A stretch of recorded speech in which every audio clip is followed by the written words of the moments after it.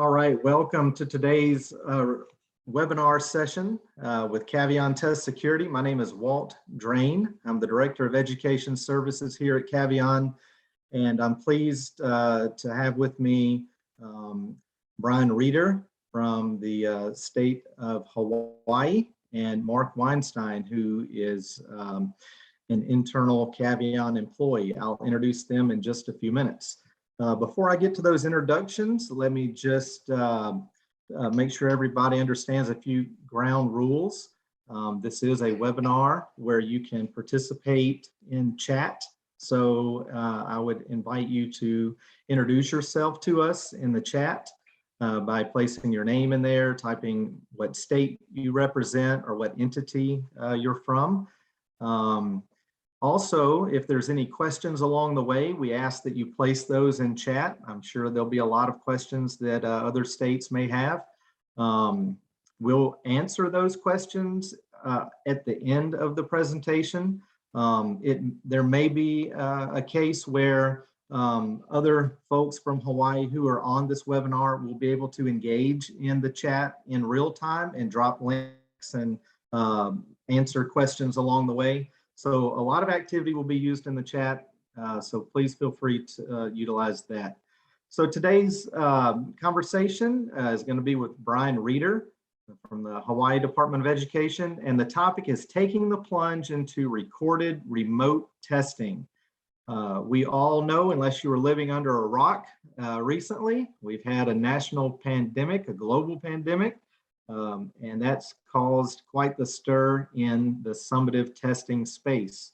Many states made the unprecedented decision to allow summative testing to occur in remote testing environments, which enabled maximum flexibility to districts, schools, faculty, students, parents.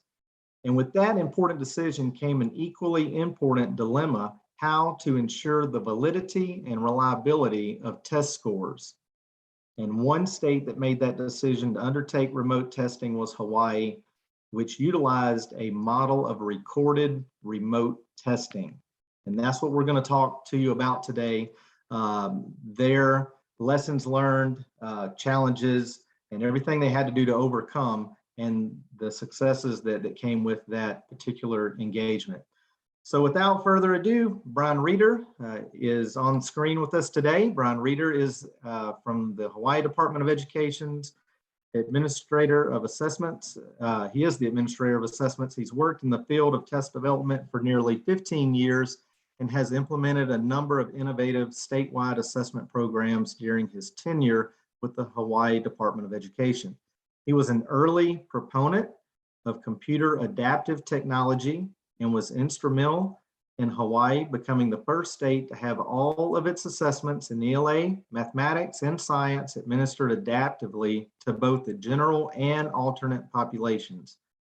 Most recently, he has overseen the development of a remote testing program for the state of Hawaii that allows for the remote administration of statewide assessments to students who are being taught remotely or otherwise unable to test in person. Brian, I'll come right back to you to introduce the rest of your team. Mark Weinstein is Vice President of Cavion's Audit and Response Solutions sector in Cavion. He's also our Chief Privacy Officer. Mark has provided consulting services to sponsors of high-stakes assessments since 2009 and has worked with Cavion since 2014. Mark has extensive experience working with state and local departments of education to monitor and audit the administration of assessments used for accountability purposes. Mark is also a licensed attorney, a certified information privacy professional, and a certified exam security professional. Brian, I'll turn it over to you to introduce your team. Well, thanks, Walt. As you might imagine, it does take a team in order to pull something like this off. And so I'm fortunate to have a number of our Hawaii Department of Education test development specialists with us today. These are some of the folks that did a lot of the legwork and getting the policy off the ground. Bruce Hirotsu is a test development specialist, and he's also our test security project coordinator. We also have Kelsey Pualoa, who is our ELA test development specialist, and Diane Morata is our math test development specialists who are joining us today. And I invite folks to participate in the chat. And if you have questions, some of my staff will be able to answer some of those questions in the chat. All right, thank you very much, Brian. Now I'll turn it over to Mark Weinstein, who will kick off our conversation.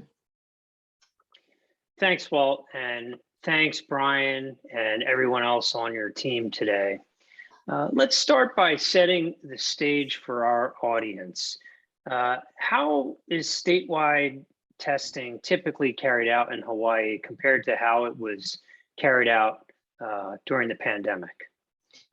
Yeah, so Hawaii is a smarter balance state. So for our ELA and math assessments, we administer the smarter balance assessments, but we modified them slightly to reduce testing time. So we administered the smarter balance assessments, but they were slightly modified blueprints, including both the adaptive portion and the performance test. But for mathematics, it was only the computer adaptive test.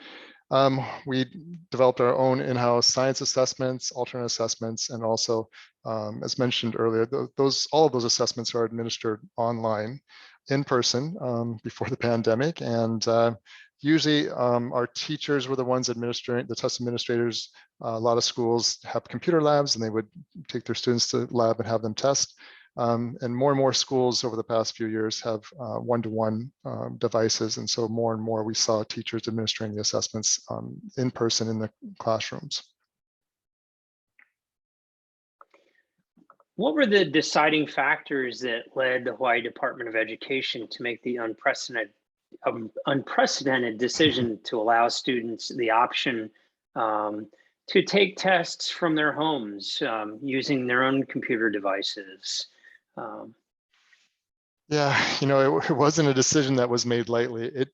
So about a year ago, I think everyone was looking to either submit a waiver from testing or at least a waiver from accountability. We were starting to hear that it was business as usual, that the US DOE was going to require all states to administer their assessments. And given that in Hawaii, we started looking at all the students who were continuing to distance learn last year. A number of schools had the majority of their students, maybe in some cases all of our students, that were still distance learning a year ago at this time. And it was then that we started considering options of how to administer all of our assessments to all of our students, knowing that there's going to be a number of those distance learning families that simply would not want to bring their child on campus to be tested. So we started considering, what our options were. Smarter Balanced was also at that time coming up with some options for remote test administration. A number of other states too were looking into administering the Smarter Balanced assessments remotely, and so we were following what they were doing as well. We knew that if we wanted the results to be comparable for the students who are testing in person and those being tested remotely, that we were going to have very similar test conditions, testing environment as much as possible, so that the results, people would have confidence that the results were the same. And so at that time, we decided that we wanted to take, let's say, a more strict approach, ensuring test security, making sure that the assessments are as much the same as possible. We were given the option of a fixed form administration for remote testing, but we thought that if at all possible, it would be better to administer the adaptive form, so that you're using the exact same form, so people wouldn't question that there's some difference in what was being administered. And so we started down this path where we were consulting with a number of folks that had some experience with remote test administration. We looked into what higher ed had done for remote testing, and other agencies with certification courses and such forth. And we noticed that almost all of them had some requirement of a second camera. And so that's something that we started looking into, and realizing that this would help us to ensure that the assessments administered remotely were secure. Our biggest concern was that for those schools that did administer remotely, we wanted to make sure that the folks that were administering only in person, that they would have confidence that their results would be the same as those administering remotely. We didn't want them to think that somehow the students that were being administered remotely were gaining some unfair advantage during testing. And so we want to make sure that we had things as tight as possible so that everyone would have confidence in the results and that they would believe that the results are indeed comparable. We had planned after the fact, if we had enough students testing remotely, to do some studies to show that the results were comparable. As it turned out last year, we didn't have enough students actually administered the test remotely, and I'll talk more about that later. Well, I guess what we decided was we wanted to make sure that our schools understood that the remote testing option was not our preferred method of delivery. We came out with order of priority for our test location or method of delivery. And first and foremost, we made it clear that whenever possible, we wanted students to be tested in person on campus. And then as a backup to that, they could still test it at an alternative site, but again, in person. So, community center or some other location that schools might be utilizing, they could still do that and test in person. Then our third option was to do remote testing in the student's home, and only under certain conditions. And one of those conditions was that a second camera, or the first camera is on the student's device. So the laptop or the device has a camera, and it's recording the students, or not recording, but it's showing the student's face while the student is testing. And we wanted a second device, like another computer with a camera, or a student's cell phone with a camera, connected to a webinar or Zoom meeting, something like that, that's showing the student's hands, or like the side view, so that we can see the keyboard and what the student's doing with the hands during testing. So because of that, we had to go through our legal process and had to take it to our Attorney General's office to make sure that what we were proposing was not in violation of any state or federal laws. And that was a lengthy process. So we developed the plan and took it to our AG, and lots of back and forth to make sure that we had all the pieces in place, because we were also suggesting that that webinar device, the second device that was connected to a Zoom meeting or WebEx or whatever the school was using for distance learning, that recorded session was only capturing things in the home that were occurring during testing. And we also had to consider things like, well, what if it captured something that some type of abuse that was occurring in the home? What was our procedures for handling that? And so we had to describe all of that to our Attorney General to make sure that we had all the procedures in place so that we can handle whatever might have been captured in that recording or during the live session. And those were the kinds of things that, like I said, back and forth with the Attorney General. And at the end, we were a little bit surprised that it actually made it through and was approved, and we were able to move forward with our remote test administration policy. And that came about kind of late in the spring semester, let's say after spring break. And so we didn't actually implement until sometime in April last year. So it was towards the end of the testing window that we actually implemented. And that's one of the reasons we had fewer students participating in that remote test administration. Brian, it may be helpful. Thank you for all of that. That's a lot of information.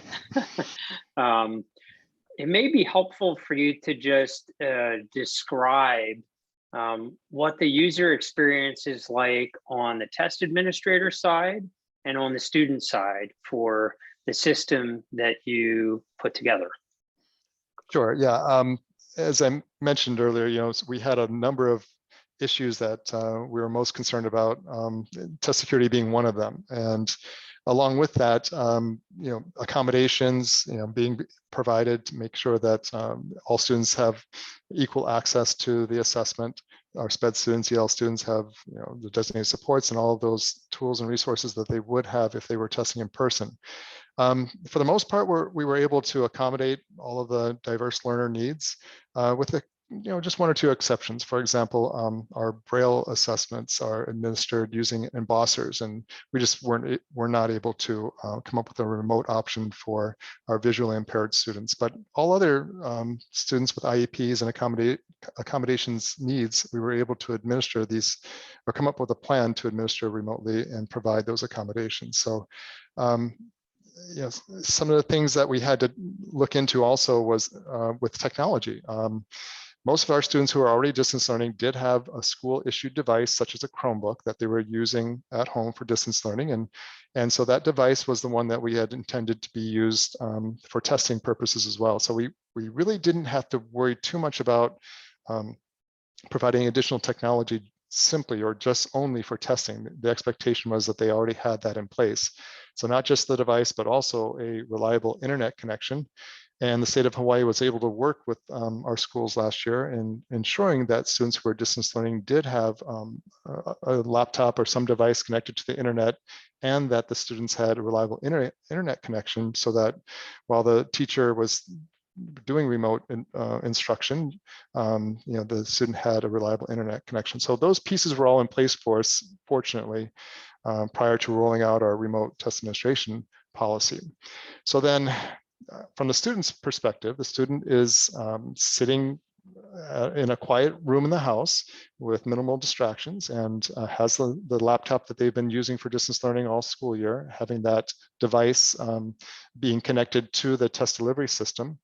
And then, as I mentioned before, we required a second device, that another laptop, a tablet or iPad that has a camera.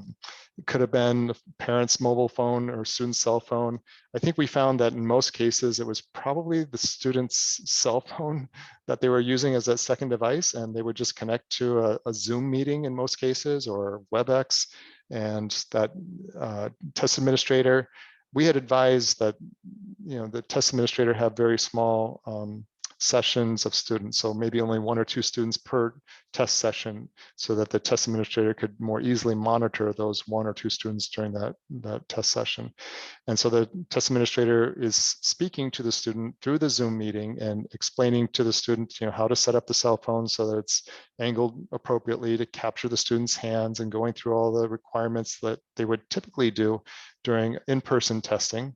Reading the script for test administration and going through and making sure the student is able to navigate the system and so forth. So all of that early prep would occur. So the student, again, is using one laptop that they use for distance learning, that they're connecting to the test delivery system, and that's the device that they're using to test on. The second device being typically a cell phone or some other, maybe a Chromebook or some computer with a camera that's connected to the webinar Zoom meeting that was recording only the student's hands.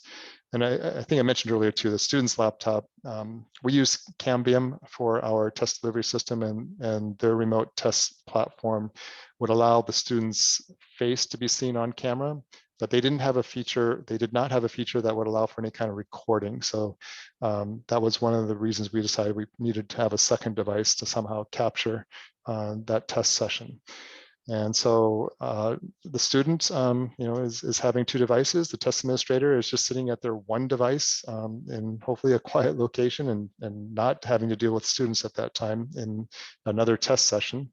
So the test administrator, the teacher, in a quiet location, typically at school, administering the assessment and focusing on the 1 or 2 students testing, so that they can ensure that the student is engaged in the testing process, and that nothing else is going on that's interrupting the process. And I should mention too that sometimes because of the technology load or bandwidth load, there may have been times when the student's testing device or Zoom webinar might have shut down. The requirements for the test administrator were to then pause the test session and reestablish a reliable internet connection, so that the recording can continue and the teacher can see the student's face on the testing device and so forth. So in other words, the test administrator is simultaneously running Zoom or WebEx, as well as the test delivery software through Cambium. That's correct. And a test administrator can use one computer or one device in order to have like say the Zoom software running and also the test administration software running on that one device. And if they chose to, they could certainly have two different devices. Makes it easier, I suppose, if they're looking at both devices and looking at the cameras from both devices in that way too. But I think most test administrators probably just used a laptop or something like that, and then they just would switch between their windows. So what you described seems like it would require a lot of information to be shared in advance with both the students and their families on the one hand, and with test administrators on the other hand. Can you describe how you accomplished those communications in each case? Sure. Let me start with the Cambium system. The Cambium system allows for remote test administration of not just the summatives, but also the interim assessments. And that was something we encouraged last school year, were for schools to administer the interim assessments remotely. They didn't have to use the secure browser, but it was an option for them. And so we were able to work with Cambium to produce all of this documentation, procedures, and all the things that a parent would need to do in order to set up the student's device for testing, including checking the internet connection, making sure that the secure browser is downloaded and they can take a practice test. We encouraged all the parents to administer a practice test with their student going through the secured browser. And we had a number of guidance documents that we created for parents. We have it at our website too. I should probably mention for those folks who are interested in looking at some of these documents. The portal that we use is the alohahsap.org website. If you go to resources in there, you can just do a search for remote test administration. And for this year, we have most of those documents updated, but not all yet. We're still updating a lot of our remote test administration documentation so that we can use them for this year. So you can do a search for some of those things. We had parent guardian checklists. We had an acknowledgement form that all parents were required to sign, because we were recording on one device. We were recording what was taking place in their home, so we had to have the parents acknowledge that and also acknowledge that they discussed with their child all of the test security requirements that were in place, so that the student testing also understood why the need for two devices and what was happening, and it's being recorded, and what their expectations were during testing. So we had those acknowledgement forms that had to be signed. We had a number of other resources that parents could use just to kind of become more familiar with the process and the system and so forth. So that was on the parent side. And then along for the school side, for test administrators, we had to develop some training modules, some certification for remote testing, and also acknowledgement forms and things like that for our test administrators as well. So there was a lot of work done to develop various guidance documents, the procedures, the test security procedures needed to be in place so that we can ensure that what's happening remotely would have been the same as what would have happened if the students were testing in person and on campus. And what measures did you put in place that would allow you to, review what was happening during these remote test administrations to see if they were actually being conducted in accordance with your policies and procedures?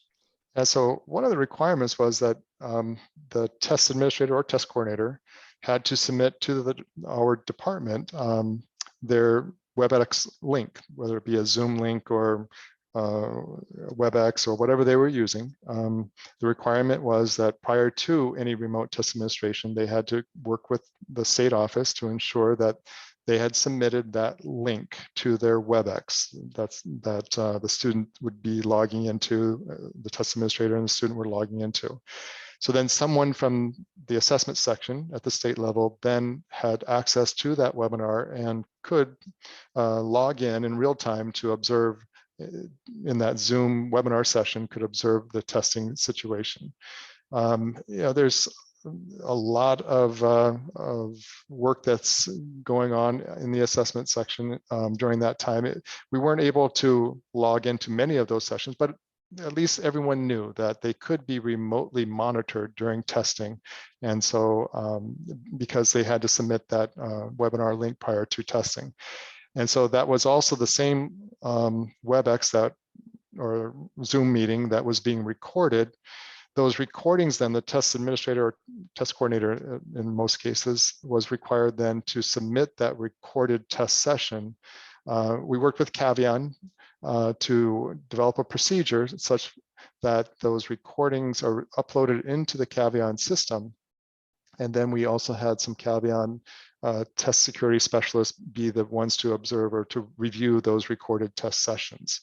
If they found anything that was unusual or suspicious or anything that we would term a testing incident, those recordings were flagged and the information was shared with the department so that we could then do some follow-up ourselves and go to those recorded sessions and actually go to the exact time in which something unusual may have occurred and view those sessions.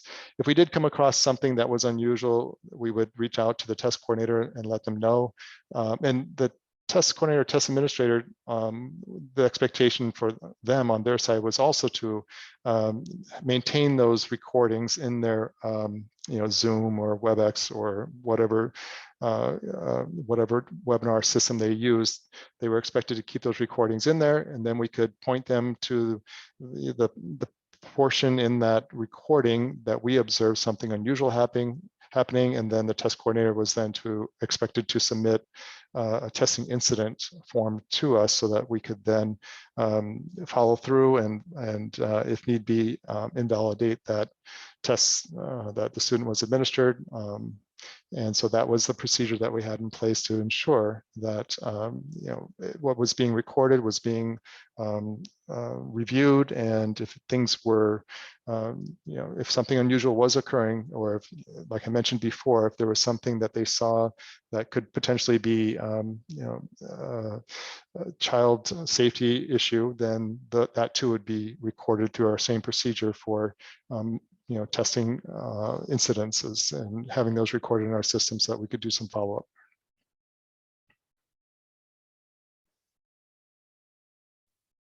Hey, Mark, you're on mute. Thanks, Walt. Sorry about that. I understand that there may be some particulars that you're not able to share publicly, but given that limitation, are you able to share with the audience whether the reviews revealed any issues that required follow-up, and if so, how you proceeded? Sure, yeah. So one incident that comes to mind, a lot of our test administrators, they really have the student's best interest in mind, and they want to be supportive during testing. So one of the things that was captured in the recording was a student asking the test administrator, who was at the school, and the student testing at home, and the student taking the test came across a word that the student didn't understand, and so the student asked the test administrator, what does this word mean? And the test administrator provided that definition. So if it was in person, something like that is considered a testing incident that would need to be reported. And so, as I described before, when it was the Cavion staff that noticed that incident and alerted us to that. And so our procedure was to reach out to the test coordinator, who would then submit the testing incident form. If it was a serious violation, it would result in some type of invalidation or reset, allowing the student to be retested. But if it was something that did not affect or we made the determination that did not affect the validity of the results, then we would just let those test results stand. So do you see the review of the recorded test sessions as an integral part of your remote administration program? Absolutely, yeah. It was the key to, as I mentioned before, we wanted to make sure that those schools that were only testing in person we want to make sure that those principals and test coordinators and teachers had a high level of confidence that those schools that were testing only remotely, that those students were not gaining some unfair advantage because they were testing at home. There's perhaps some assumptions, maybe unfair, that the students would perhaps while they're testing just be able to Google an answer on their cell phone, or even on another device, or maybe the parents, parents also sometimes, without knowing, they sometimes are supporting or assisting their child when they shouldn't be. So a student, while they're testing, may do the same thing, may ask their parent, what does this word mean? And the parent, not knowing the student is testing, would just give them the meaning of that word, for example. So we wanted to make sure that nothing like that was occurring, so that those who are only in-person testing had the same level of confidence in the test results for in-person testing as those schools that were remote testing. So that was a key point for us. So that's why we took this more high-level test security approach, and ensuring as much as possible that we could maintain that level of confidence that the results are comparable. So by recording those test sessions, and everyone knowing that the test sessions were being recorded and being reviewed, and that we had the opportunity to do live monitoring of those test sessions, I think it gave a lot of confidence to the principals and teachers and test coordinators at schools that were only in-person testing, gave them every bit of confidence that what they were doing in person was basically the same as what was happening remotely, and the result that the students who were testing remotely were not given any kind of unfair advantage during testing. So that was our main concern. We wanted to make sure that everyone had a high level of confidence that the test results were comparable. And that's, again, why we didn't change the blueprint. We kept it adaptive. So the same assessments were administered both remotely and in person. And as much as possible, all of those test security requirements that are in place for in-person testing were in place for remote testing as well. Oh, can I add Thanks, Brian. something? Oh, sorry. Sure. Could, No, go ahead, could, Bruce. Oh, thanks. If I could just kind of piggyback on what Brian was saying, another thing that the recorded sessions were good for was for training and lessons learned and helping us prepare for this year's testing, because the test administrators can see what the students are doing, and with the audio, one of the things that it helped us do is find out what areas of the training for the test coordinators and test administrators we might need to emphasize a little more. For example, the need to actively monitor. So if they're supposed to be monitoring the test session to see what the students are doing, but they're reading the paper or they're grading tests, we have to adjust our training to say, please, treat this like a live in-person session. Another opportunity for training came in one test session. It was recorded. The test administrator was actually giving the student the answers, and they were conversing about the test question. So that was something, we are going to address in trainings for this year, saying, like the rules are still the same for in-person testing. You're not allowed to read, the questions for the students, and you're certainly not allowed to answer the questions for the students. So, yeah. Thanks, Bruce. Those are excellent points. And I just have a couple more questions for Brian. And then I know there's a lot of excellent questions that have already been posed in the chat. So I want to give Walt an opportunity to follow up and pose some of those to Brian and Bruce.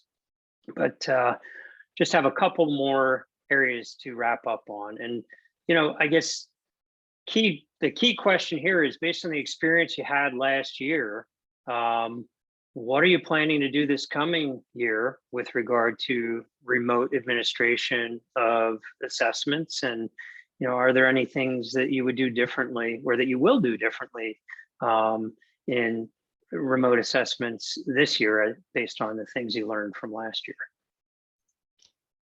Sure, yeah. So I see there's a question in the chat about the numbers of students administered tests remotely last year. So if memory serves, I believe it's only about 125 students that were administered the ELA and the math assessments. We have a number of virtual schools or e-schools, or schools that even prior to the pandemic were all remote learning. And so we were fortunate that we were able to work very closely with one of those virtual schools to develop our policy and procedures. And they were kind of our pilot, and they were able to test the system for us and give us a lot of really valuable feedback. So yeah, about 125 ELA in math, maybe only about 70, 80 students that were tested in science. So the numbers were not enough to do any kind of research or comparisons, or determine comparability based upon so few students tested. Maybe just a handful of students, 20, 30 students per grade level being tested. So it wasn't enough for us to conduct any kind of meaningful research in order to determine comparability. But then again, we felt confident that because of the system that we had in place, and folks at the school levels too had a high degree of confidence that they were comparable, just knowing that there wasn't, it would be very difficult for a student to gain an unfair advantage with the system that we had in place. I think I mentioned earlier too that we really do not want students being tested remotely. And we really emphasized that in our communications last year, and this year as well. We'll do the same. It's not that we're trying to put a lot of hurdles in place to discourage remote test administration, but we also want to primarily make sure that the results are comparable. So there is a need for a lot of documentation and technology and whatnot in order to be able to ensure the confidence in the comparability of the tests. So we want to maintain that. We want to, for those schools that are still have a number of students that are distance learning this school year, we still want to emphasize that those students need to be tested in person and on campus. And it's only in those cases where the parents of distance learning students insist upon their child being tested and agree to all of those requirements and sign the acknowledgement form and so forth. It's only in those cases that this remote test administration option is available. So Hawaii is a relatively small state, so we didn't have to deal with a lot of students that were being tested remotely, but we felt like the procedures that we put in place were effective and achieved the goals that we had set. And so we do plan to maintain the current system that we have in place. We're not really changing procedures or guidance or any of our information at this point. What we anticipate this year is that there may still be cases where, and this is what we found last year, those we call ones and twosies, where at a school, a student during the test window, while the in-person testing was occurring, a student maybe had come into contact with somebody with COVID and was required to quarantine at home for a couple of weeks. And the school really wanted to give that student an opportunity to test. The parents were fine with allowing for that remote test administration. So at that one school, they would have to hurry up and make sure that they have all the documentation in place and the trainings done and certification and parent agreements and so forth, so that they could then test that student remotely who is being quarantined. So we anticipate more of that this year. So we'll probably develop some more guidance documents for those situations, a checklist, so that they don't skip over something important, like, for example, sending the department the link to the webinar prior to the actual test administration session. I think that's one of the things we noticed last year, was that some schools were missing the deadline. They weren't sending us that link 1 week prior to the remote test administration. So we had to, when they did send it to us, we had to maybe find somebody that could jump on and monitor that test session, or we just weren't able to join that test session at all. And so those kinds of things in hindsight, if we had known that that was going to be a challenge for our test coordinators, test administrators, we probably would have done more training modules and emphasizing that need. So there's certain things like that that I think in our trainings, in our documentation, we'll emphasize, we'll highlight, we'll insist upon. Otherwise, we wouldn't allow remote test administration. So yeah, I don't know, Bruce, or we've got Kelsey and Diane on too. I don't know that we're really thinking of any major changes to the procedures, the policy, and the requirements. I think we're maintaining most of what we have in place with making some small changes here and there. But if there's something that you can think of, by all means, go ahead and chime in. No, I think Brian pretty much nailed it.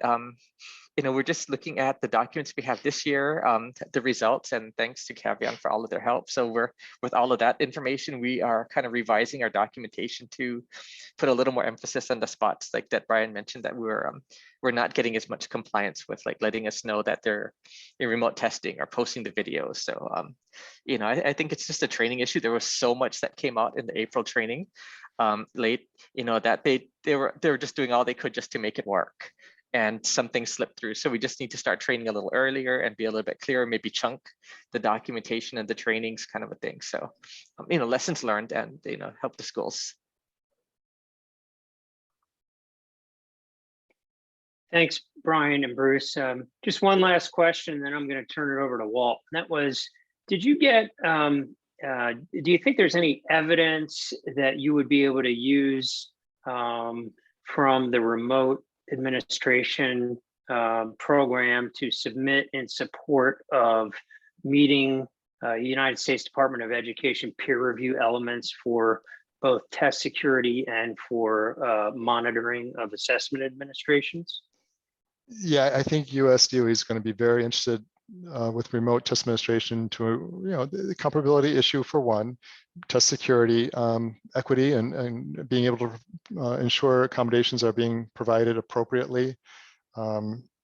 So we have collected some information, at least with the training and the guidance and certification, and for example, making sure or helping parents to understand what their role is during the test session for students who require an accommodation. Let's say, for example, they need to have a multiplication table or some kind of printout available during testing. And so parents of SPED students would have to understand their role and be able to, they would sign off on that. And then with the recording, we would then be looking for that multiplication table handout being available to the student during testing. So those kinds of things, I think the US DOE is going to be very interested in, to make sure that testing remotely is the same as it would be in person as much as possible.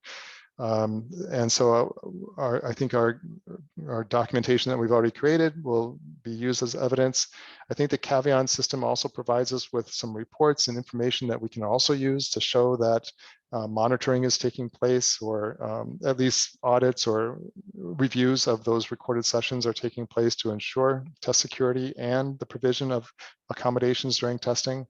And so those are the kinds of things I think, when we take this to a peer review, that will provide as evidence showing that, what we have in place for in-person testing is very close to, if not the same as what's being done remotely, and that the test results are yielding comparable results.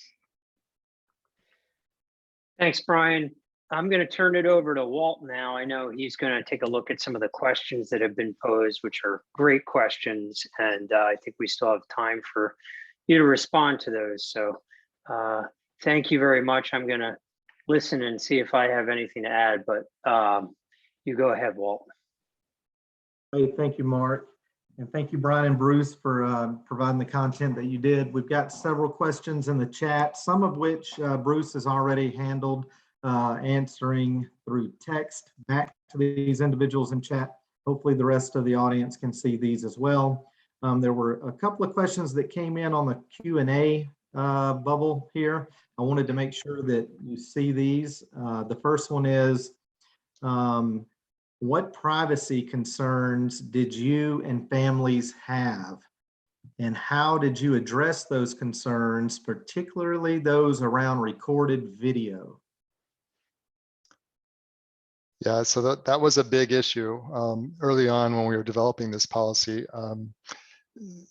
So last school year, I forget exactly at what point, maybe it was in February, but the state of Hawaii went forward with a waiver from accountability. And I think people knowing that they felt less pressure to administer assessments And so they were doing the best to bring those distance learning students on campus to be tested this year. I think there's going to be more pressure to administer assessments remotely to distance learning students. A lot of schools, they want to make sure they get the 95% benchmark. They just, they're doing everything they can to test all of their SPED and EL students, and some of those are learning remotely. So there's going to be more of an issue this year with, I think, parents' concerns, pushback, parents saying that they don't want to have their child tested remotely. Last year it was easier because we didn't have the pressure of accountability, and a lot of those students that were distance learning were just simply not tested. This year, I think schools might pressure some parents who are distance learning for the whole year. If they refuse to bring their child on campus to be tested, they might pressure them to be tested remotely. From the state level, we discourage that practice. We don't want to force or mandate or require any type of remote testing. The requirement is to test in person on campus.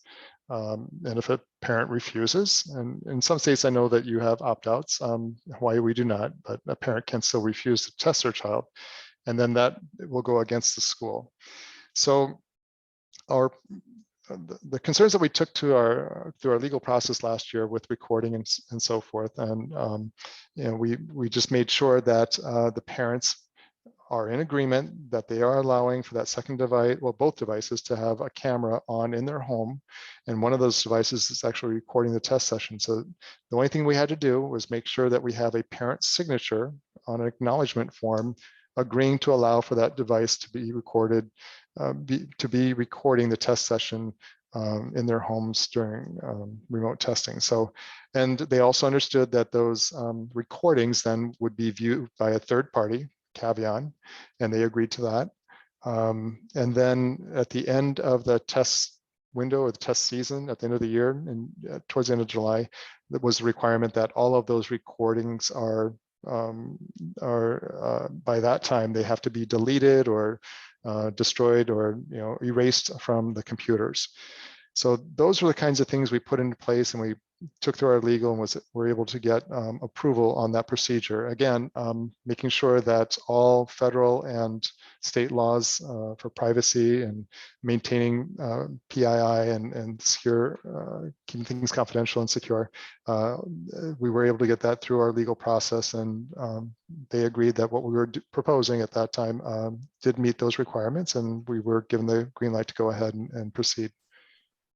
Oh, sorry, can I add one more thing onto what Brian was? Well, this is one other thing, as kind of putting counselor hat back on, but what Brian kind of touched upon earlier is if the recording does happen to capture one of the 3 mandatory reporting categories of behaviors, we also had to run that by the AG to let them know that, in the agreement of parent documentation that, we are required, if this is recorded and captured, we are required to report this, so that way, parents are also informed that, if something happens, this is, we have to report this, so no surprises.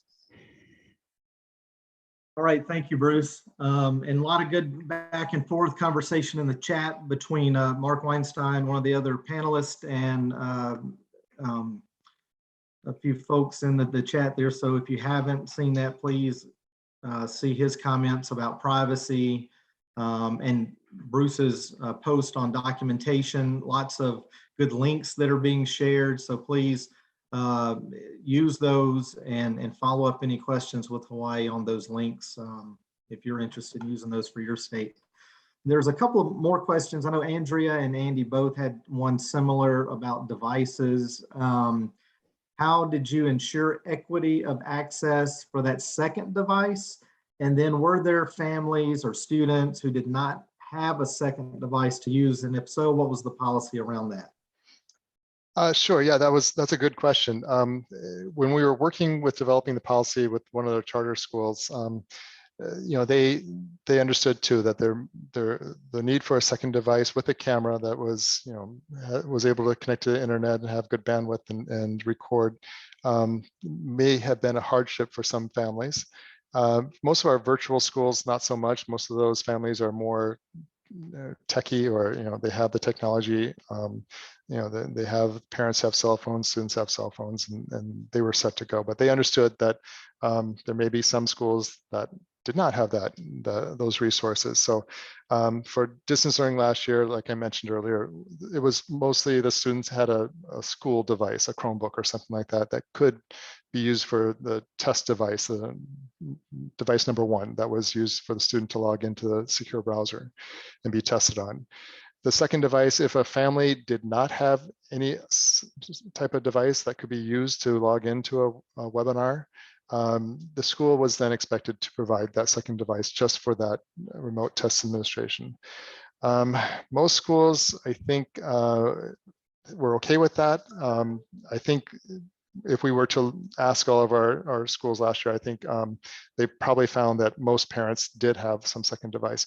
Keep in mind that I think Andy was maybe asking the question, this really was an opt-in remote test administration policy.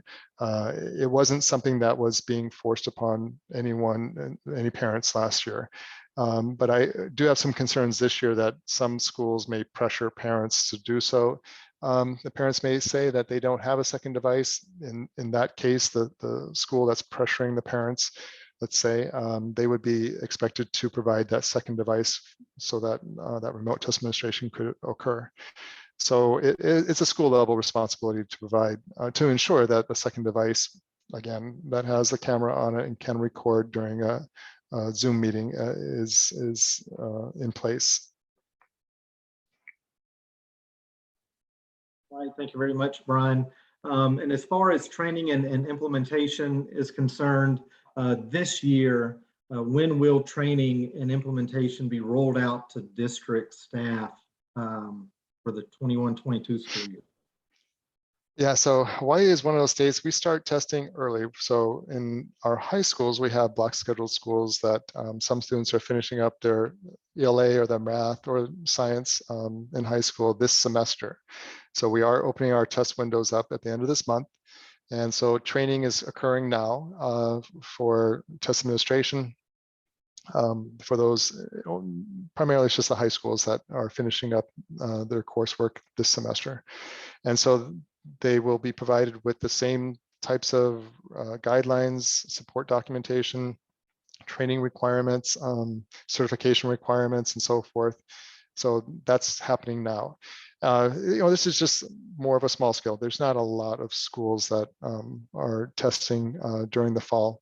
And so round 2, we open up our test windows in mid-February. And so that's when a lot of this type of training and certification and so forth typically takes place. And so if we need to make any kind of adjustments or tweaks to documentation or policy or procedures, then we still have a little bit of time in between this fall window and the spring window to make some of those adjustments. One of the things too, oh, sorry. You go ahead, Bruce. Oh, thanks.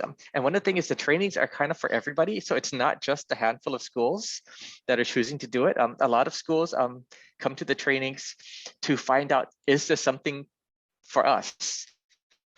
Because a school can choose to take advantage of this opportunity. And so because it is new, a lot of schools come to the training to just check it out and the requirements, like, what all does this entail? And can we literally do this? So yeah, we have good attendance at the training. So hopefully we try to gear it for everybody.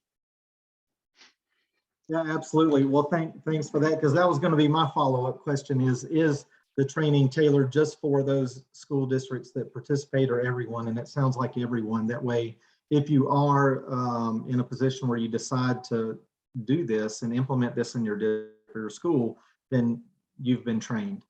As far as scalability is concerned, you're working with a small population right now, but what if there was another outbreak, or what if there was political motivation to move toward remote testing because it's working so smooth? Could this be scaled up to a larger audience? I know that this is, in a utopian world, right? If we said, hey, we're going to do this today, you think it could be done at scale? Certainly, we would advise against that. And yeah, so there actually has been some push to expand upon this and make it more available. If we do go down that path, I think first and foremost, we would probably have to go with a fixed form. I think California administered a fixed form smart balance assessment remotely last year. So we would probably have to, if we wanted to scale more broadly, certainly you'd probably want to go with a fixed form just to limit the exposure of those items. And then you'd have to have new forms every year as well. Because we were very small scale last year and hopefully this year again, I think we're okay with maintaining our adaptive approach. And then all the things that we have in place with the second device and recording and all that, I really don't see that as something that's feasible large scale. Just the school being able to provide the technology for those students who are distance learning, having, for example, a second device or maintaining a reliable internet connection. That's a real challenge. That's probably the biggest challenge I think that we came across last year, was that that bandwidth wasn't enough in a lot of cases for 2 devices at home to have a camera on. And so one of them would cut out or both of them, and the teacher would have to pause the test. So I think that's going to be an issue with remote test administration. Even if you only have 1 camera, I think all of us with our webinars, sometimes we experience some low bandwidth and we have to turn our videos off and only have audio. Well, in our procedures, that's cause for pausing the test until that internet reliability bandwidth can be improved upon. So that would be a real challenge, I think. Hawaii only has about 300 schools. Not many of them last year administered remotely.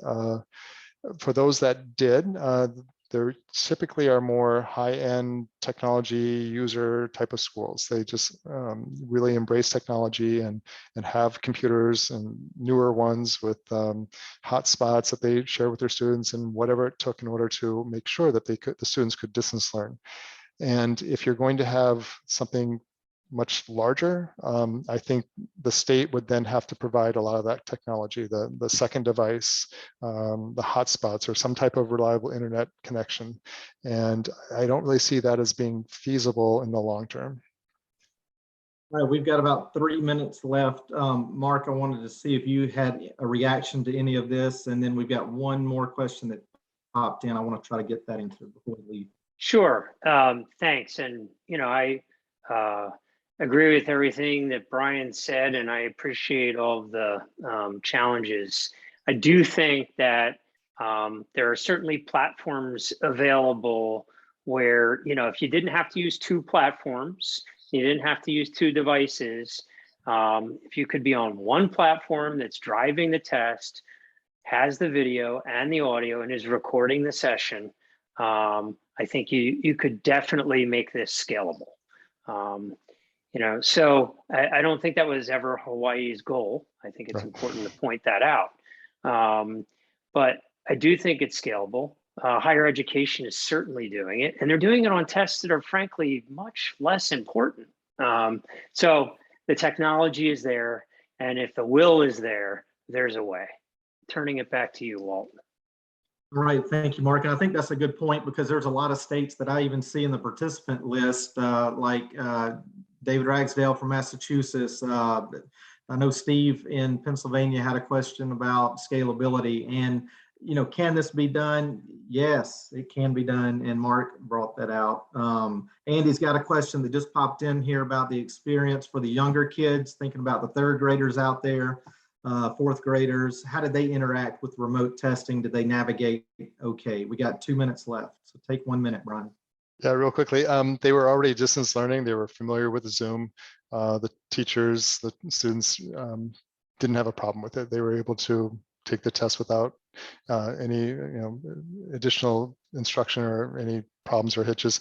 Keep in mind, we have the parents that are required to be there if there is a problem. So if this 3rd grade, the younger students have any issues or problems with technology, they can have their parents help them out, and the parents then communicate through the Zoom or the webinar with the teacher to make sure that connection is there, whatever issues may arise are being dealt with.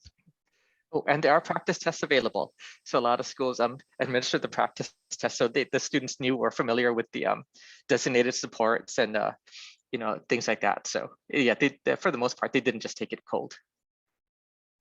All right, good information, Bruce. Good information, Brian. Looks like we're here at the end of the webinar. Thank you all for joining us today. We'll get this recording back out to you via email, and we'll also try to codify all the questions that were asked and get those answers back out, because I think we captured a lot of good material. And if we didn't get to any questions, we will answer those as well. Thank you all for joining, and thank you for your attendance today. Have a good day. Bye.